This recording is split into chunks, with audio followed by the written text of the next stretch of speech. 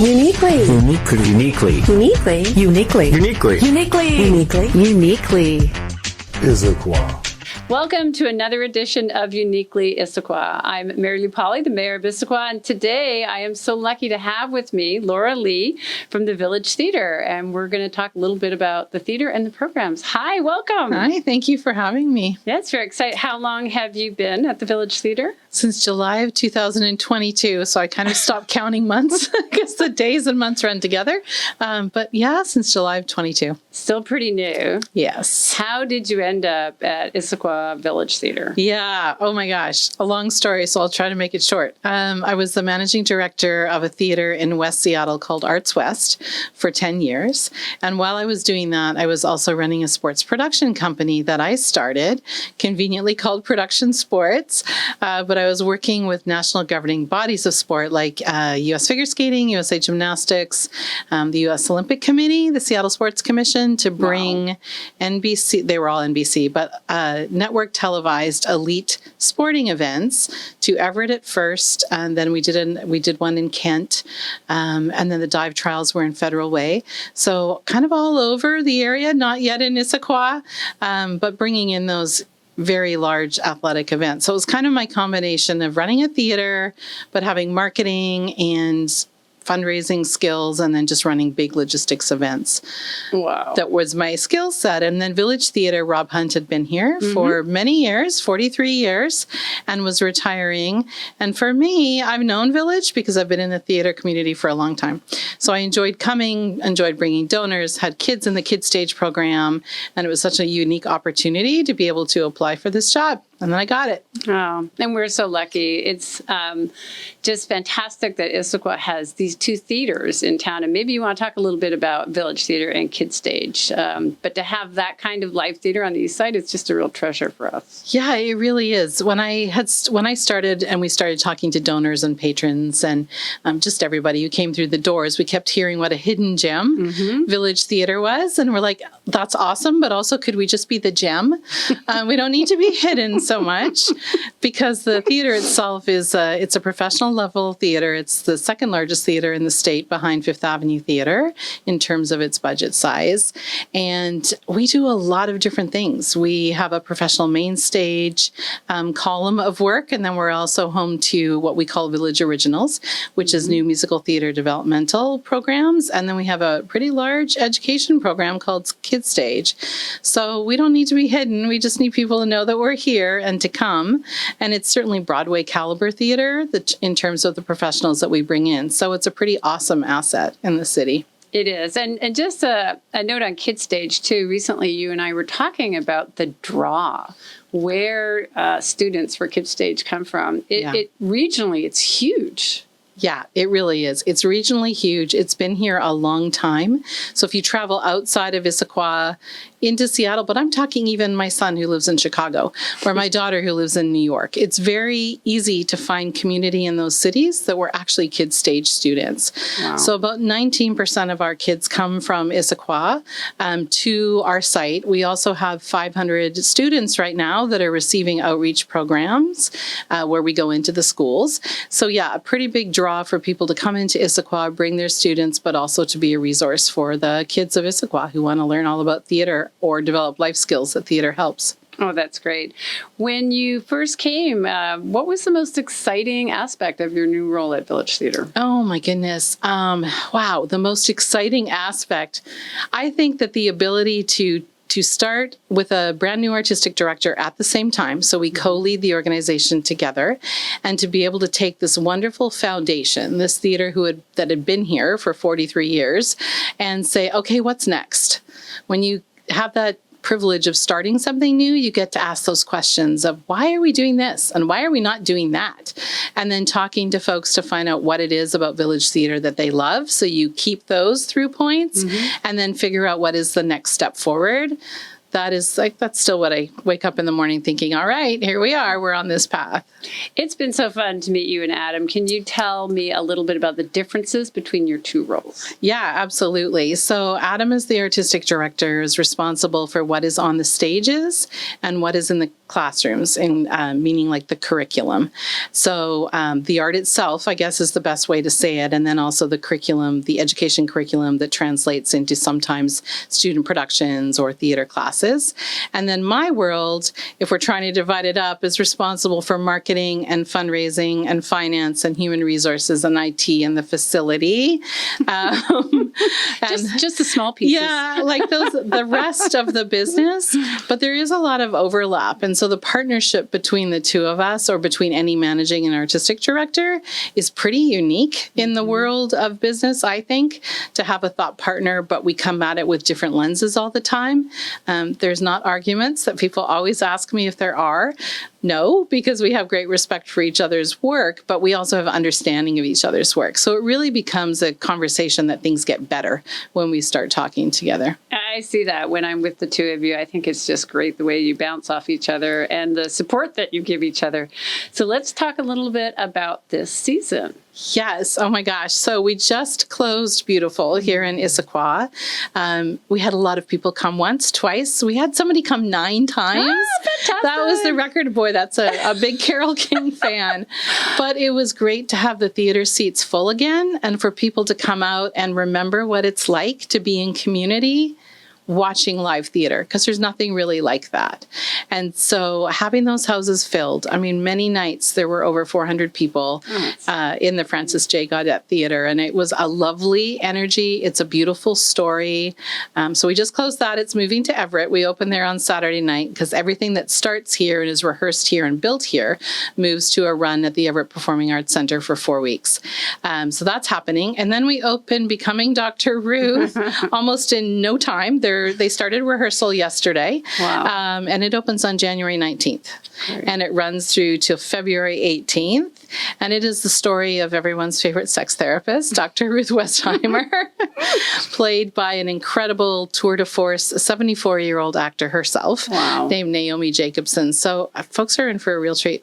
Oh, that's fantastic. Now you got a couple more shows in the lineup through the year. Yep. Fantastics is after that. It's the longest running musical of all time in New York. People will remember the music, I think, more than the story or even the title, but the music is very, very familiar.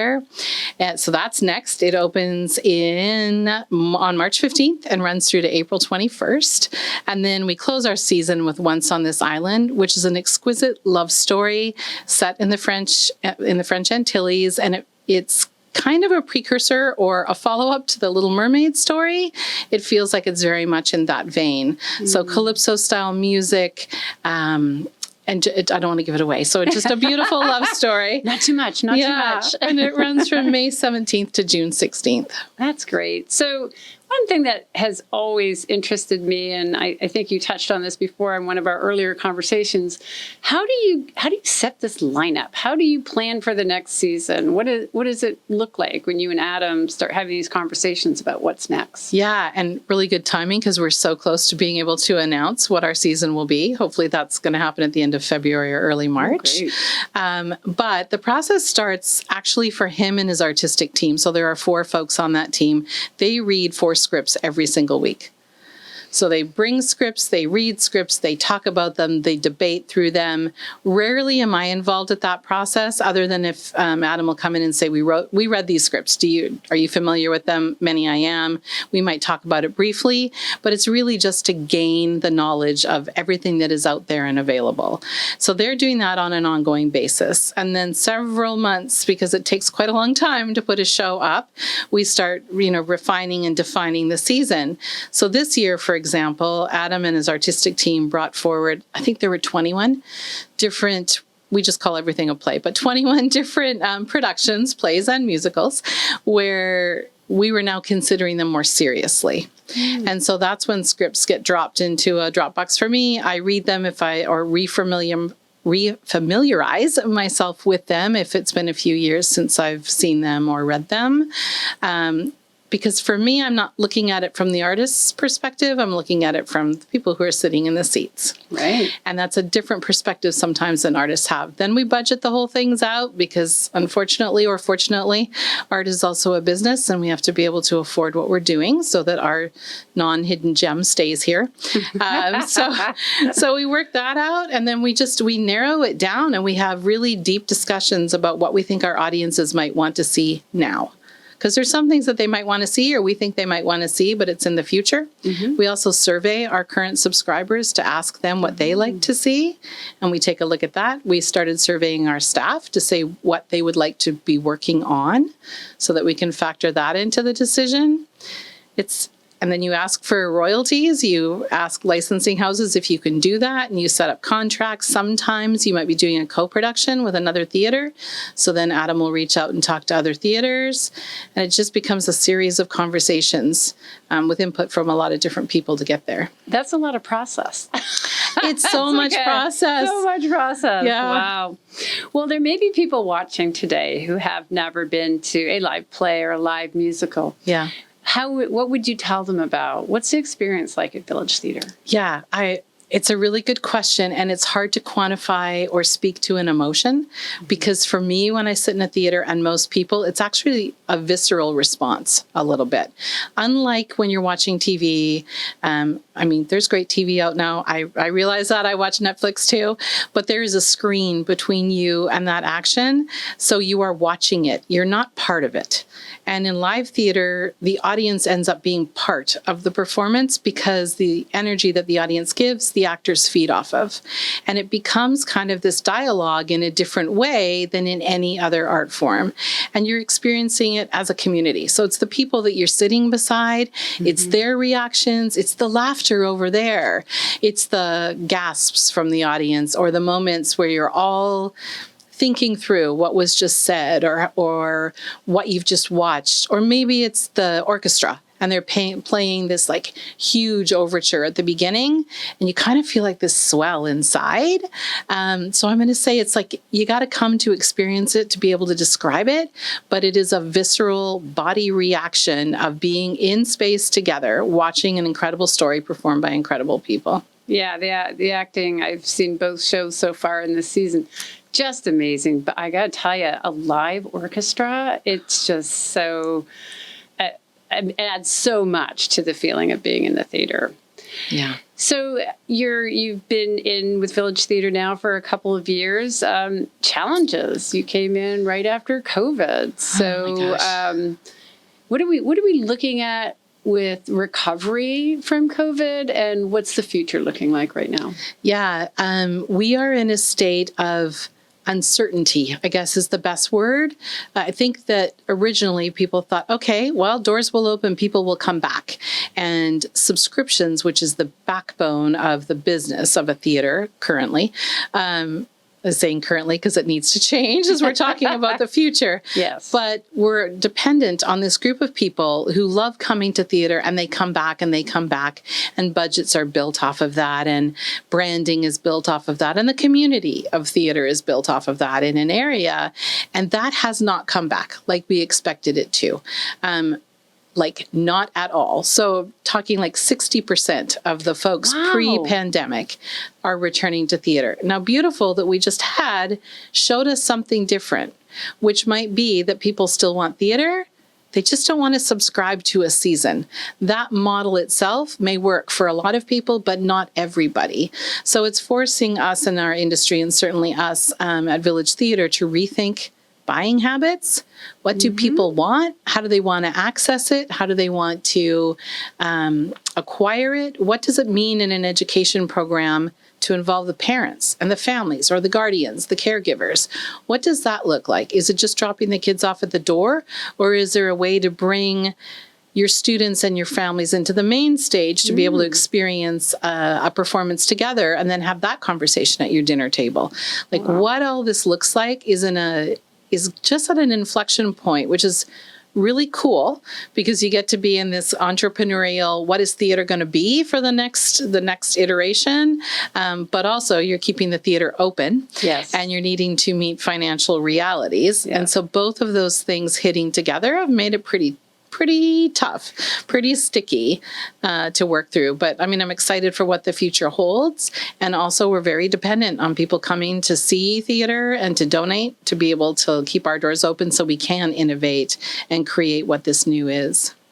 You know, what was very exciting was when I heard that you extended Beautiful because of the demand and excitement. And I have friends, neighbors, other mayors who came in to see it and are still talking about it. That was fantastic that you could show that much flexibility to take that great show and run it for a little while longer. Yeah. Thank you for bringing people through the doors. You absolutely sure. have. And it's been lovely to not just have people come in to watch the show, but I really enjoy meeting the people in the lobby too and having this like, okay, here we are. We're all going in to experience this together. And then checking in at the end to see how folks have responded to the work. All of that is kind of part of it. So you're right. We added 7 performances, which was lovely. In our world, they were pre-planned. We knew what the trigger would be to pull and say, are we going to be able to extend? And then it's all set. So it's just making sure that people have set aside the time.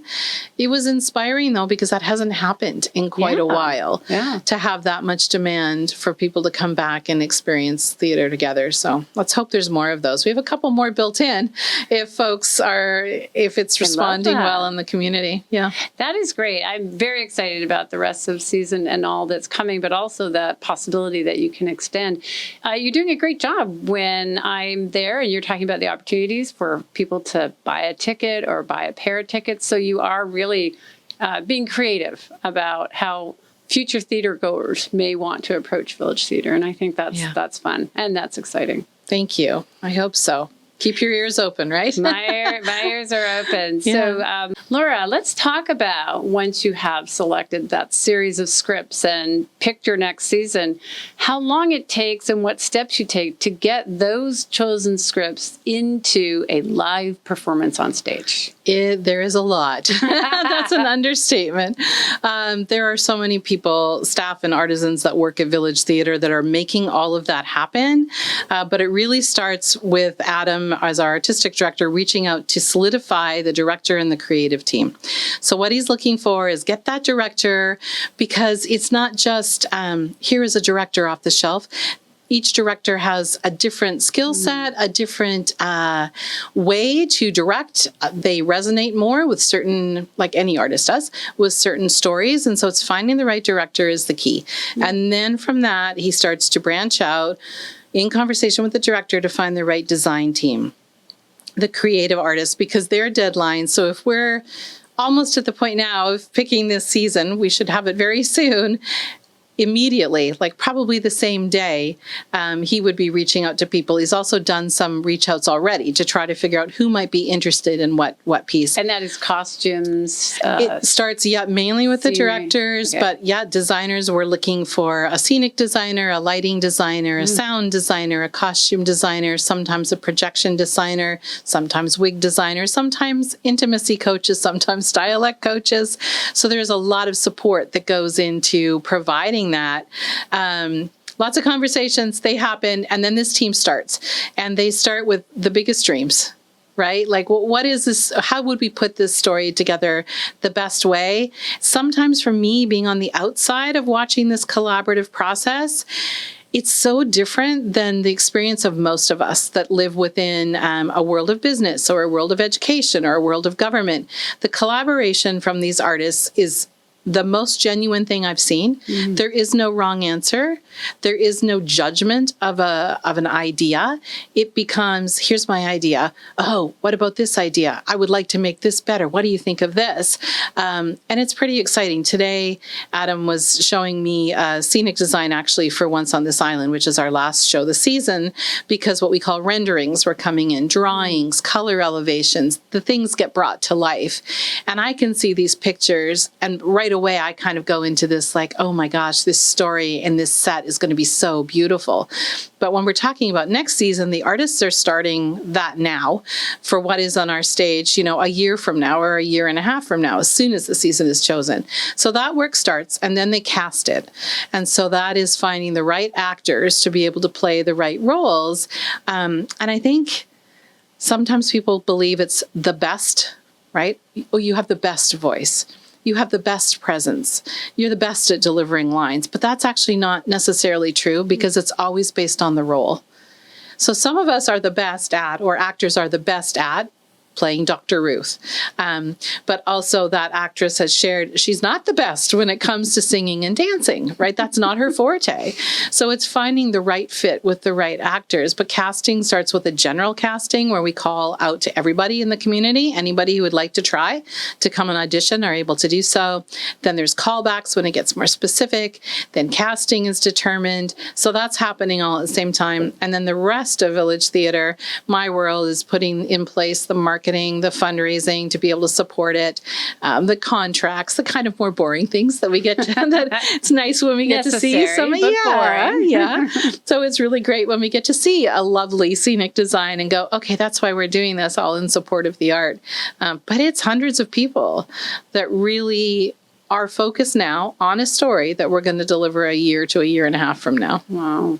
So, Laura, tell me a little bit about the transition. When you switch from one show to the other, you've got the stage set up, you have the lighting set up, and now you're doing something entirely different. Yes.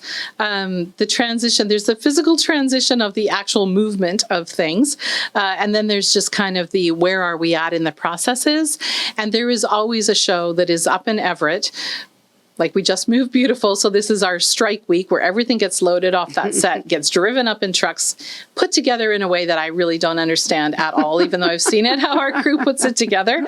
But it's well scoped and well put together. And then we're currently in rehearsal for Dr. Ruth that opens on the 19th.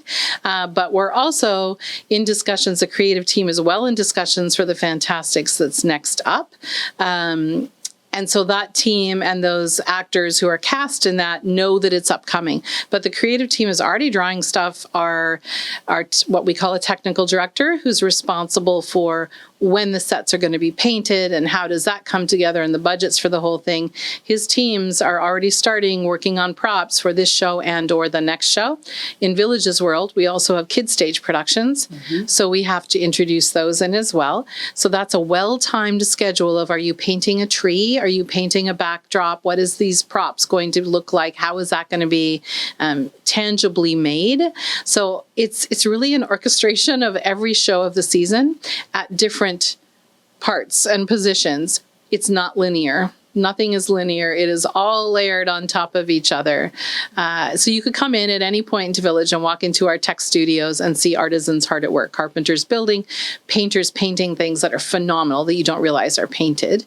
Our costume shop, our costume designers are creating costumes for Dr. Ruth, but they've already started on what are they doing for the Fantastics. And maybe they're already sourcing fabric for Once on This Island. Wow. So it's keeping multiple projects in mind all of the time.